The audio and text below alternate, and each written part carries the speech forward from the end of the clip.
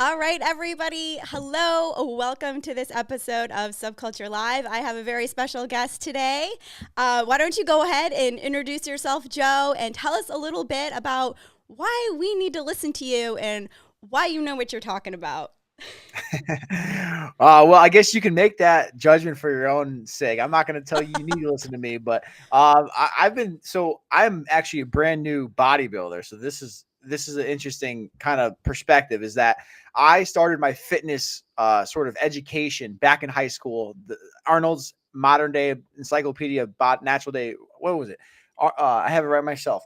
Uh, modern day encyclopedia of natural bodybuilding, whatever, not natural, Yes, but you know what I'm saying. It's we a do. mouthful, We and do. it's clearly been a while since I've read it. But anyway, I stumbled upon that in high school, and that was like the first book I ever read. And it's like an 800-page book, and so I became obsessed with bodybuilding. And I went to college. I found out I was a football high school lacrosse athlete, and I went to college and I found out I could become a personal trainer. This was like back in like 2005, and so I got certified, and the rest is history from there. Like I trained throughout Connecticut. I went to Australia, trained there. I wrote a few books along the way. I built a multi-million-dollar brand of boutique studios in Connecticut.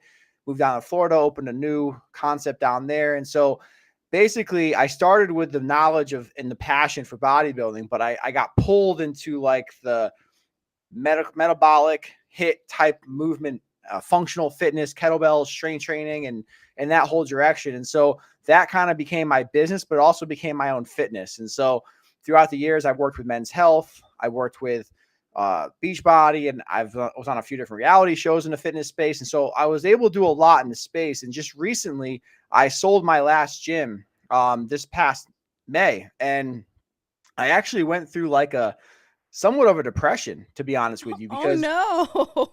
yeah, well, it's crazy is that I was definitely burnt out from the industry, but I was so used to being called upon by, hundreds of clients, by a team. Like at any given point over the last 10 years, I had at least two gyms. At one point I had four at any given time. And so my body, my nervous system was used to that. And all of a Mm-hmm. sudden, one day it just ended. And I was so happy I sold it. That was all good. And we happened to just move back to Connecticut from Florida. And so I just got pulled into the direction of bodybuilding. I kind of back to where I started. And this idea of a show was like, I should do a show. And it was really honestly scared the shit out of me. And I'm not going to lie to you. And I went to a show just to see what it was all about early June, and my heart was beating, and had no stake in the game. And I was like, this, and I just, there was a sign. I was like, this is exactly what I need to do. And so Right. there was a show that was coming up in September. And so I did a 13-week prep, and I ended up I entered into the open bodybuilding division, the novice bodybuilding division, and then the classic bodybuilding division, Mm-hmm. and I ended up winning the first two, and I came in second in the third one, and I fell in love. I fell in love with everything about it, of the process. And while I did transform my body in a pretty incredible way, Mm-hmm. what was better is I was able to transform from the inside out. And all of those fears and insecurities I had about being up on stage, I was able to work through. So by the time I got on stage, it was just another day. It was just another posing session, except I could have fun doing it. And so I'm loving where I'm at right now. I bit the bullet, so to speak, and I'm fully committed. So I set my sights on Mr. America for Nice. next season. I'm so excited for that, and I'm going to do a regional pro-am in August. And so right now I'm just bulking and trying to lean bulk, but Mm-hmm. bulking nonetheless, and staying healthy, recovering as much as I can. Great. I love your story. So you kind of are like the reverse of most stories. Most people jump into bodybuilding and then they get involved into the fitness industry, right? And they want to become trainers and they want to open gyms and things like that. But you kind of did this all backwards, where you were involved in the fitness industry, heavily involved in it for a long time, and now you're finally getting into the sport of bodybuilding. And it sounds like it's really filling a void for you. Oh, absolutely. You know what's interesting is that I've literally worked with tens of thousands of people of all fitness levels, from really good athletes to completely obese to kids, you name it, everybody in Right. between. And my focus was always externally on the person, on the client, on my team, growing my business, growing the client's results. My fitness always took a backseat. Now, I was never out of shape, but Right. it was always like, all right, I'm going to train whenever I get the chance to, And so like now this is like the first time ever that like, no matter what, I'm giving myself at least an hour and a half for my workout 5-6 days a week. And then at night, another 30 to 45 minutes of recovery. And we'll get into that. But Yes. that's been a complete game changer for me. And that, yes, it has so much physical implications when you prioritize yourself, but bigger than that, I found mentally and emotionally, and especially I'm a father. I didn't mention that part. I have a beautiful wife and a 1-year-old, and any young parent knows there's a very big change that happens in your life when you have a kid. Yes, this is I don't need true. to tell you. No. And so that's another kind of different thing about my story is that I got into bodybuilding when I had a kid. Like, so the year we had a kid, that's the year I did the training. And so we moved and a bunch of other things. And so I think where I was going with that is it's so important to prioritize things that are important to you in your life. And I think we get so caught up in the hustle and bustle and the rat race of it all that oftentimes, especially as parents, we put our own desires last. And it's like that old cliche that gets passed around a lot about your oxygen mask. You got to put it on first if you're on an airplane. You heard that before, I'm You're assuming. right. Right. But it's Yes. so true. So yeah, that's where I'm at. And I've never been happier. Good. No, this is great. This is great. And you have an exciting season coming up. So recovery was the theme for today, and it is so important in natural athletes. And I think it's something that natural athletes miss sometimes or miss the importance of. So why don't you tell us a little bit about how important recovery is and some of the things that natural athletes can implement in their routines to maximize the recovery, because it is so important for muscle growth and gains and weight loss. So 100%. And it's interesting. For now, I love that you really put a focus, Sammy, on natural athletes, because that to me that's as far as I'll ever go is in the natural route. That just speaks to a lot of different things, and nothing that there's anything wrong with not being natural, but right. as a natural athlete, we do have some disadvantages, right? And part of that is recovery.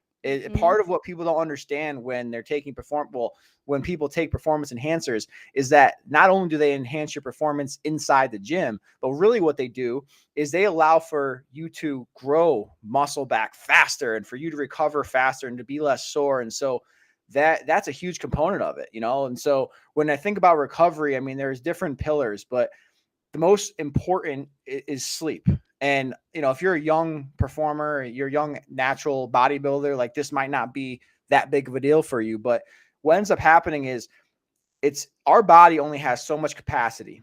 And so we have life stress, we have work stress, and then we have physical stress, and exercise induces physical stress. Like our muscles do not grow because we're working out in the gym. In the gym, we rip muscle tissue, but they grow from the recovery process after. Right. So you factor in all these different elements that are pulling at our system to recover: the stressors from life, the stressors from relationships, personal stuff, and workouts. We only have so much capacity. And so we need to make sure that we're prioritizing our sleep, because that's when our brain is detoxing, and that's when our body can really rest and recover in a significant way. And then from there's so many other different elements. So I'm just going to go over some of the low-hanging fruits. Sure. Number one is tissue rolling. I think this is so underrated in the bodybuilding area. Now, in the HIIT spectrum, like I feel like there's a good emphasis on it, but still not enough. When I say tissue rolling, it's a self-massage. And my favorite modality is lacrosse ball, but foam rollers are great. A high-density foam roller, softballs work well as well. But basically, whether you're inactive or you're super active, there's a web-like substance under your skin called fascia. This substance gets really, really tight. And when it gets tight, it blocks blood flow. It blocks nutrients and oxygen from getting to the muscles to be able to recover. And so not only do you limit your ability to recover from your hard workouts, it also restricts your range of motion. And oftentimes, like, I can't tell you how many people I help. I have an online coaching business now, and I literally had a client today who was telling me how her doctor told her she needed to go into surgery because she's been struggling for tennis elbow for the last 7 months. And I'm like, whoa, pump the brakes. Like, when it comes to something like that, like that's a scapula, that's a clavicle, that's a pec, that's a tricep, that's a bicep. There's a tightness there that's somewhere that I guarantee you that if we can make sure we're rolling out and mobilizing some of those areas, you ain't going to have that elbow pain. And so it keeps you in the game to be able to train, but it helps your body recover and get through range of motion. And an interesting thing on it though is like, well, how do you find the time? Like, I'm an entrepreneur, I'm a busy dad, and obviously bodybuilding is not a quick pursuit. Right. So what I always tell people is, I just, when the baby goes down at night, I will always take time to foam roll. And sometimes that cuts into my sleep. And so you have to sort of prioritize. I kind of listen to my body, kind of see what I need. Yes. But like last night, I had an intense chest workout the other day. And last night I literally rolled my pecs for about 45 minutes, and I needed to, because if I didn't, then I wouldn't have been able to get my training session in with full effect today. And so tissue work's a huge thing. And then two other really quick ones, and then we'll kind of open it up. With the foam rolling, I'll tell you a funny story about that. My son, when he was younger, he would go to karate for like 45 minutes, 3 or 4 times a week or whatever. I would take my foam roller to his karate class, and while he was doing his thing, I'd be over in the corner foam rolling. All the other parents are sitting there watching their kids, and I'm over in the corner doing my foam rolling, because it, like you said, you just got to find the time in the day to squeeze it all in. So that's how I made it work. Sammy, I knew I liked you. See, that's something I would do. I love that. Like, what were the looks that people were giving you? They are just, they would just get used to it. But at first people are like, what are you doing? What is that? They're asking all the questions. And, I was already an oddball, because I'd be eating like my meals, or they'd always see me doing strange things. And in the suburban housewife realm, I already stand out. I already don't fit in. So it was just kind of pushing it over the top, but all good stuff. That's so good. And that's a quick side note to you parents out there, because I've worked with literally tens of thousands of parents over the last 16 plus years coaching. And I can tell you, there's a struggle with a parent to realize that, hey, for me to keep my health right, it's going to take some sacrifice. But I want to be the best parent I can. And to me, you taking your foam roller there and taking your food and taking time to prep, like, to me, there's not any other better form of parenting, because that's legacy. That we're talking generational change. Like, there's legit, like, it's not up for debate. If you grow up overweight, if your parents are overweight, there's a high likelihood you're going to grow up to be overweight. In other words, if your parents are not taking care of themselves, it's likely you're not going to. And that's generational issues. Someone like yourself, your kid only knows health. That's what he sees. That's what my daughter sees, so it's so important. And now that he's a preteen, I see it. I do see that spilling over into him and all the decisions that he makes without any pressure from me at all. Yeah, that's awesome. It is. I love that. Oh, and of course, my dad was a bodybuilder. So there you go. The whole generational thing right here. I'm a perfect example of it. That in the right way. 100%. In the right way. Yes. Yes. So when you go back, so sleep, definitely important. And what are you thinking? Like when we say sleep, what do you think about, I know devices have to cut into people's sleep. Not only the time that they take away, but what are your thoughts on like blue light and devices messing with your natural rhythm? Well, there's a lot said about that. Blue light is gets transmitted from cell phones, from screens, from bright lights like the one on my eyes right now. Yeah. And that stimulus keeps us up. And so even if we do fall asleep, it prevents us from reaching a latency, a deep REM sleep. And so my goal is to stay away from my phone as much as I can. Mm-hmm. I'm not saying I won't listen to something as I'm foam rolling or whatever else, but to not stare at a phone at least with an hour before bed. I do have beta blockers that I put over my glasses at night that help block the light. But it's so important. And in terms of quality of sleep, like, I'm not the best sleeper. And so I got, have you heard of the Oura Ring? No. So it's, I don't know if you could see it. I'll try to pull it up, but basically it's a ring that I wear that taps into my heart rate variability. And so it measures my internal temp. It measures how many hours. I have heard of this. Yes. And so it's super cool. But the good thing about it is, what I think people don't understand, you kind of alluded to this, is that there's a part of us, especially us who are really competitive in bodybuilding and in sport, that will just go. Like, we don't need to say, someone doesn't need to tell us to work hard. We will work hard. Like, in that respect, like, I could be my own worst enemy.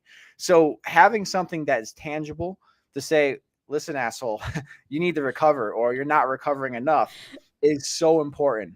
And so this is, again, I don't think you can see it. You can't really see it from here, but it does tell you your total sleep, your efficiency, your restfulness, your REM, latency, your timing, and That is so cool.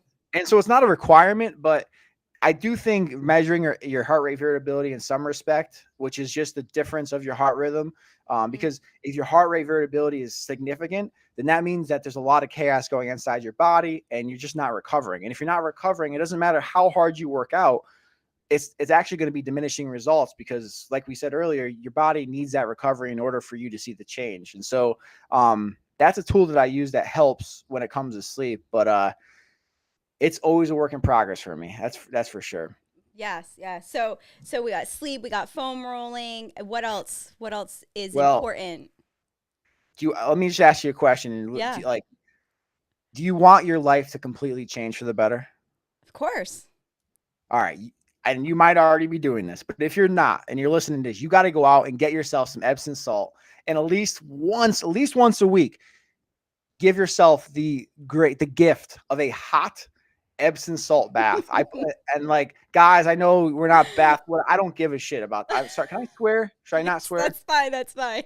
I'm sorry. I get excited about Epsom salt baths, but it's honestly, I'm not underestimating. It is a game changer, and here's why. Because the salt helps with inflammation, and it helps bring your inflammation down. And so what I'll actually do is I'll put in a few cups into the hot bath, but I'll also rub it around areas that are really tender. Like, I've had 3 ACL reconstructions. Wow. I've had arthritis in my knees since I was 14. I'm 34. So the cold weather right now, like, it's a lot to deal with. When anybody who has arthritis knows, there's nothing you can do to prevent that. But what you can do is help it. And things like hot bath, hot temperatures, hot and cold extremes are so good for the body, because it brings out your heat shock proteins. It essentially sends like a warning to your body, like, hey, what's going on? And it has to adjust. It sends stress response. But this is a good thing, because it gets there and it realizes this is just for recovery. So you're getting more blood flow, you're getting more oxygen. And by the time you get out of a hot bath, you're just feeling completely refreshed. And so I'll put on incense. I'll light some incense, turn off the lights, no music, no phone, no nothing. Just focus on deep breath and just chill. And then as soon as my hot bath's over, well, I'll typically have like a hamstring stretch inside my bath. But as soon as that's over, get up and do a cold shower right away. So you're going from one extreme to the next. Oh, wow. And I do a cold shower daily. I don't want to. Connecticut is cold as hell. But at the end of the day, it's so important. And what I do is I use it as a tool to work on my breathing, because we're so shallow with our breathing, because we're constantly in fight or flight, because we live in such a high stress world on demand. And you think about bodybuilding, you think about breathing through your diaphragm, and our diaphragm is a big point of emphasis with vacuums and such. But when you can really tap into your parasympathetic nervous system and slow your body response down, so like, it's literally a game changer. Like, if you step into a cold shower, your body's going to freak out generally. Yes. But if you go in with a breath that you set, so I go in with a set breath, I literally watch myself be like, part of me would normally want to freak out, but it doesn't, because it's just cold water, because you're in the moment, you're there, your breathing is in control. And so you're not in that fight or flight panic state. And that's important, because cold showers can be hard. But when you get out of a cold shower, you feel, because of, I mentioned the stress response earlier, you have all this oxygen in your cells and your blood flow, you just feel tremendous. And so if you did that hot bath, then you did the cold shower, your body is ready to rest and go to bed. And I just can't emphasize enough how good it is. Huh. Now that is something I've never done. So now I'm curious. I'm going to have to try this. Telling you, especially as a mom, busy mom, give yourself the gift of quiet, hot bath. Nothing better. You guys hear that? It's permission to take a bath, time out, take a hot bath, jump in the cold shower. I don't know about the cold shower, but I'm going to try it. No, you got to try the cold shower. And here's so, like, I'm not trying to be like Tony Tough Nuts. Like it's not easy for me. Sometimes I'll It turn the makes shower on. sense. I'll turn the shower on and I'll just look at it. I'm like, I do not want to. I'm freezing already. Like, why would I want to go in there? But I do it. And Right. there's also a mental victory there because when you start to get, and you know, this is someone who trains hard and takes so much good care of your body, that there are mental wins from doing things you don't want to do. And a cold shower is like, man, does it get any, it's not easy, but it's such a simple way to end the day with a good mental victory of like, hey, I just did Agreed. something I didn't want to do. And that transcends into all aspects of your life. But let me say this. If you are someone like myself who does not like to be cold, then transition yourself, ease yourself into it. So start with the bath, maybe a little bit warmer, or sorry, the shower warmer. And then Right. by the end of it, turn it cold. And then you can turn it warmer if you want before you get out. Right, right, right. I like it. I like it. Now, cryotherapy, that's just something that I haven't been able to bring myself to even try, even though I know there's a lot of great benefits from it, just because of the cold element. Well, yeah, I mean, look, cryo is cold. It's like -40 or something. Yeah. I'm also a big proponent of that as well. But you got to understand with cryo is that it's a different from like you're not touching negative cold, right? Or Right. -40. So like you're wearing like Uggs essentially or like big socks Little and glove. Yeah. you're in your boxers. So but you're just getting exposed to this really really cold nitrix. And what it sounds like an over exaggeration, but like I said, I have arthritis, and if it's really bad, like change in temperature or rainy or snow, like that arthritis is awful. And so I could literally be in such pain and step into a cryo chamber for it's like 2 minutes Mm-hmm. and come out, and it's like a light switch that's just the pain goes away. And again, it's because the cold therapy just does wonders for our body, and it is not easy for sure. It's Right. even to work on your slow breathing, like it's a lot harder because it's a lot colder than a cold shower to work on your slow breathing, but it's something that you can do. It's like anything else. Like think about like I don't know about you, but when you I mean you had the exposure to this, but I'm just going to use this as an example. When you first thought about doing your first show, Right. what was how comfortable did you feel posing? I was completely uncomfortable just because I was young and awkward and modest. So it was awful when I first got into the sport.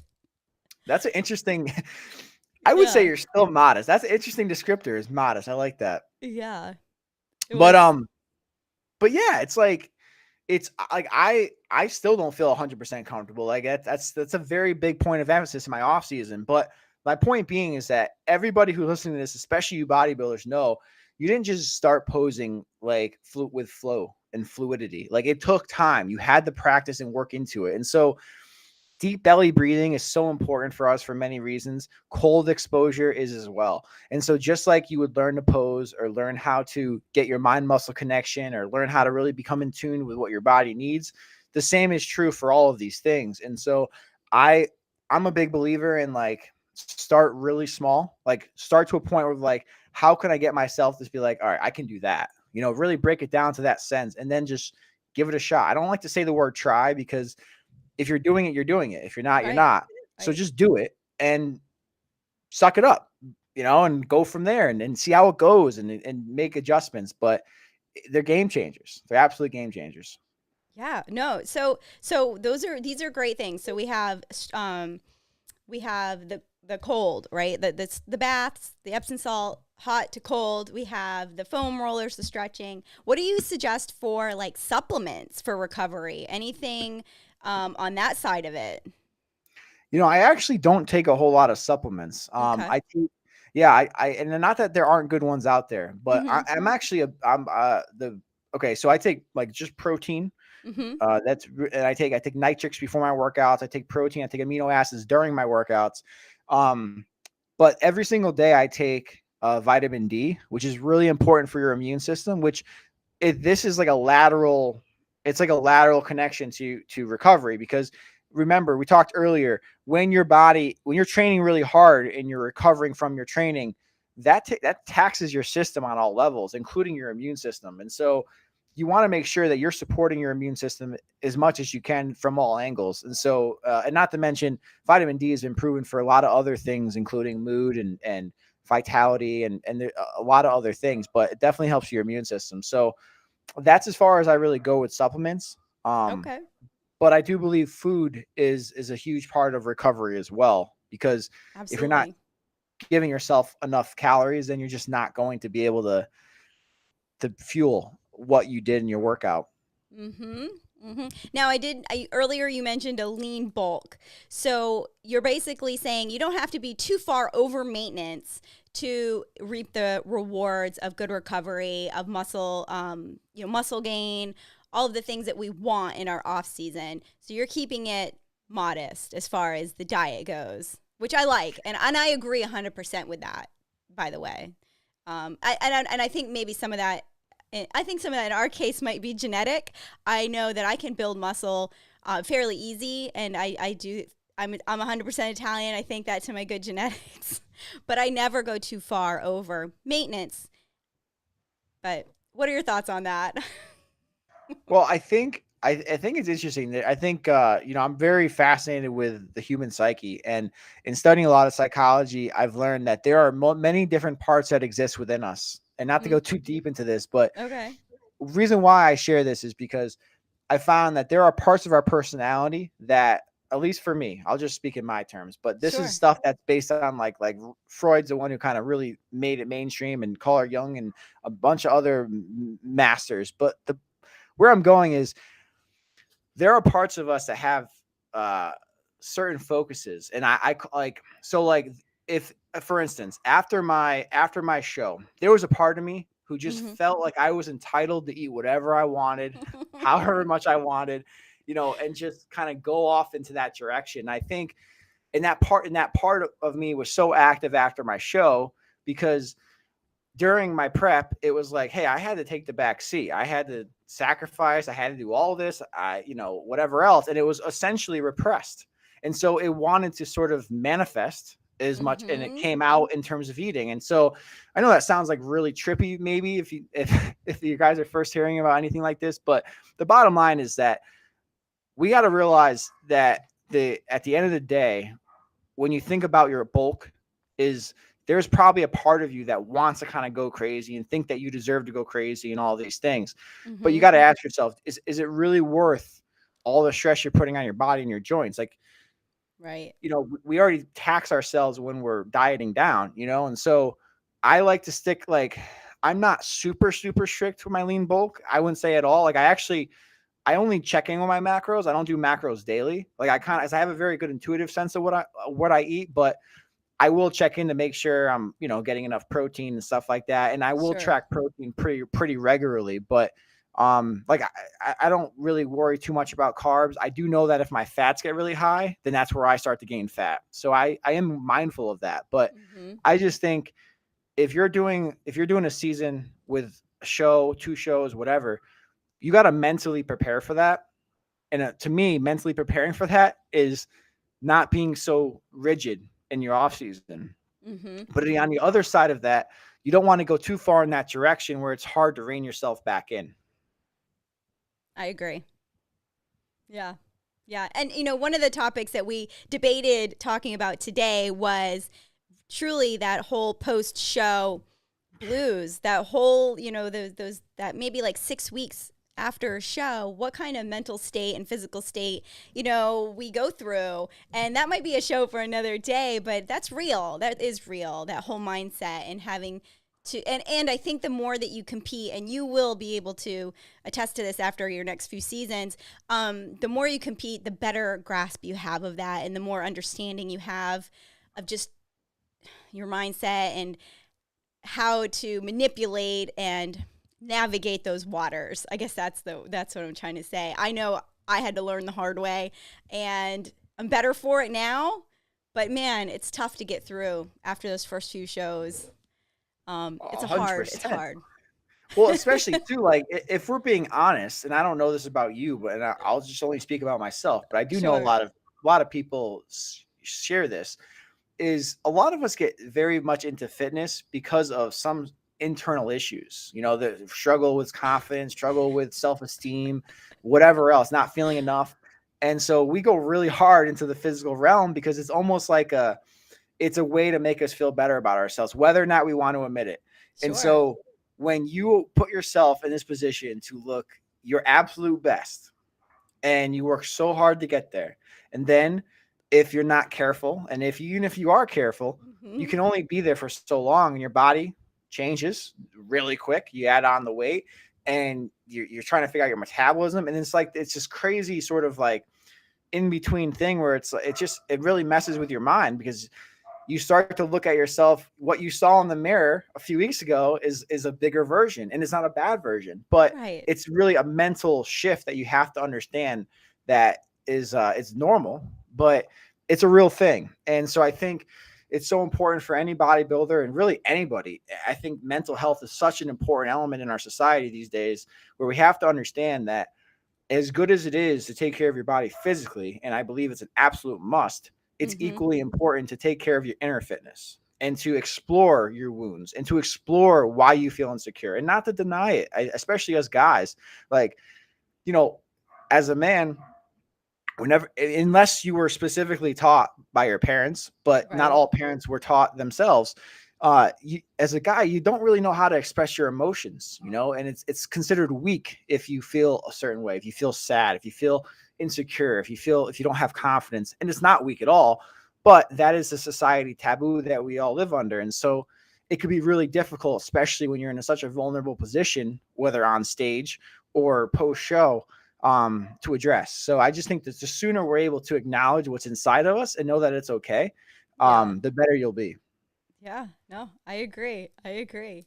So, no, this was so good. I'm glad you came on today. And I actually got some great tips on recovery, things that I have not implemented or even thought to that I'm excited to try. Do you have anything else you want to add to recovery? Because remember, as natural athletes, the one thing we're always, like you said at the beginning, the one thing we're always struggling to do is build muscle. And without these proper steps, you're holding yourself back. And overtraining, that goes into recovery as well. I think a lot of athletes find themselves overtraining and not taking the needed time to recover, not just the sleep but the actual time. Oh, 100%. And I think another element of that is looking at your programming and making sure that there's some level of periodization where it's not just like go, go, go, high, high, high, like intense, intense, intense. It kind of let yourself come down. It's interesting. I've found that, It's and this true. is like a crazy thing, a pattern that I've explored because, like I said, I have a hard time slowing down. But just about every time I was like, I know I should slow down or I know I should do a recovery week, and I don't, either I get hurt or I get really sick. One of the two things. And it's just like this, the universe's way of saying, like, listen, Do it. yeah, like, come on, idiot, like, stop, slow down, like, you need it. And it's such I'm trying not to swear. Such a mind, it messes with your mind because you think, well, the harder the better, at least if you're programmed like I am. Yeah, of Uh, but course. it's just not true all the time, and it's also a long play, right? We're in the off Mm-hmm. season. We have this whole entire off season. Then you have prep, and as you know, prep is very difficult. So you've Mm-hmm. got to be able to play the game for that. We're asking a lot out of our bodies, and so like any high performing vehicle or high performing anything technology, it has to rest. Think about your iPhone, like Turn it it's off and reset it. yeah, seriously, like how much, like, your when your phone's not working, like me, I always forget this, but it's like my phone will stop working. I'm like, this thing sucks. Like, what's going on with it? I'm like, oh, I need an update. And I update it and it works perfect. So it's like, think of recovery as an update. And then day to day in a micro way, think about your battery life as you as a person going through life, training, living, relationships, business, you name it. Your battery is not going to be on green the entire time. You got to get it there, and recovery will get you there. So you just got to start implementing these practices as much as you can and start really getting intuitive with how you feel. And to me, there's nothing better to tell you how you feel than when you check in with yourself. And just the more you do it, the better you'll get at it, the more aware you'll Yeah. become. And it just becomes a game changer. Yeah. No, I love that. It's so true. It's so true. Because we do need to listen to our bodies as much as we want to just say, uh, you know, override that like mind over matter where it's just like, well, I don't feel good or I'm tired, but I'm just going to keep going. And like you said, then you get sick or you get injuries. And in my case, it was more of a weight loss thing where I was overdoing it so much. I was having a hard time losing body fat because my body was just almost working against me at some point. You know what I'm saying? Oh, yeah. Big time. And Much once harder for women, by the way. yeah, and once I took my foot off the gas a little bit, then things started happening like they were supposed to be. And it's hard it's hard to comprehend that in your mind. Less is more sometimes. Yeah, and a quick side note to that, like for those of you women who are listening, you know, I can't tell you how many women who have had the opportunity to work with over the years who had trouble with fertility. And Okay. part of the issues with the fertility we found oftentimes and look, there are a lot of reasons. Some things you just cannot control, but there are things you can control. And sometimes it was a matter of just going too hard with the workouts Mm-hmm. and too much stress on their plate and not eating enough, and even if they were following a clean diet. So sometimes we got to step back and look at like the bigger picture of all things. And look, I don't say that lightly, like especially seeing my wife have birth with my daughter, like what women go through is absolutely insane. It's absolutely insane. Like if you think the post-show blues is bad, those of you guys out there who've done shows, it pales in comparison to a woman having a baby. Like that is an absolute incredible process that it just blows my mind. So we have to be able to realize that the body can do amazing things, but we have to give it back. We have to give it back what it needs when it needs it. Yes, yes. So you did mention something. You have a website. What is your website? I don't have that on here, but I do have. And you take online clients. Is that your Yeah. main? Is that your main business right now? You said you sold all your gyms, moved back to Connecticut. I'm assuming you have family there. Yeah, all of our families here. Awesome. So yeah, so that's been cool. But I do miss the summer or the winter weather in Florida for sure. But it's worth being around family. Yeah, when you have a little one, that is the most important. There's nothing better. Yes. Nothing better. So in terms of the website, is actually getting redone right now. We're in the process of that. But yes, what I do now is I coach people on a very high level, very one-on-one basis, and help them get out of their own way and whatever that looks like for them. And so the way to get in contact with me is like you have it at Joe Carabase on Instagram, YouTube, Facebook. And that's where I'm very active. Okay, awesome. Well, thank you so much for jumping on here tonight. I think this is some incredible information for natural athletes. Definitely things to consider and things to try. And good luck for your in your show season this year. I know the Mr. America is going to be a big one. And I know you must have seen it on TV. That had to have sealed the deal for you wanting to get on stage this year in 2022. I actually didn't see it on TV. I've been meaning to like. No, I've been meaning. I know. Where can I find it now? I'm sure it's on somewhere, right? Oh, so they're working on getting that like somewhere where it can be rewatched. Yeah. So you just have to keep in touch with Mark, but I know he's working on that. Well, I was. The station, the network has ownership of it right now. Well, I was telling Mark, it's interesting with like the Mr. America. What really sealed the deal for me was just like when I proved to myself that I could do bodybuilding and I got over my own fears. Yeah. That opened the floodgates. But as a kid, as a young boy, like Mr. America was like, it was it, like that was the ideal depiction of what a male body could look like. And so I love the quote by Maslow. I was like, I have run through my head every single day. Like, a man be what he, or a man must be what he, man, now I'm butchering it, but essentially it's like what a man can be, he must. And to me, like, that's just the most inspiring shit ever. Cause it's like, I can push myself to the absolute limit to get to the pinnacle of something, but really the pinnacle of my own being. And so Mr. America, I'm so excited for. It's going to be a fun time. You did a great job, by the way, with the video last year. It was super cool. Thank you. Yep, I'm excited for it, and it'll be here before you know it. So I hope everybody's training hard and following all of these recovery steps, because every day matters. When you're competing at an elite level like that, all these little things matter. But yeah, I think the biggest thing in today's world is sleep. To be honest with you, we all just want to get so much done in one day that we push the limits of our sleep. I know, and yeah, I don't like sleep at all, but I know I need it. I hear you. I hear you.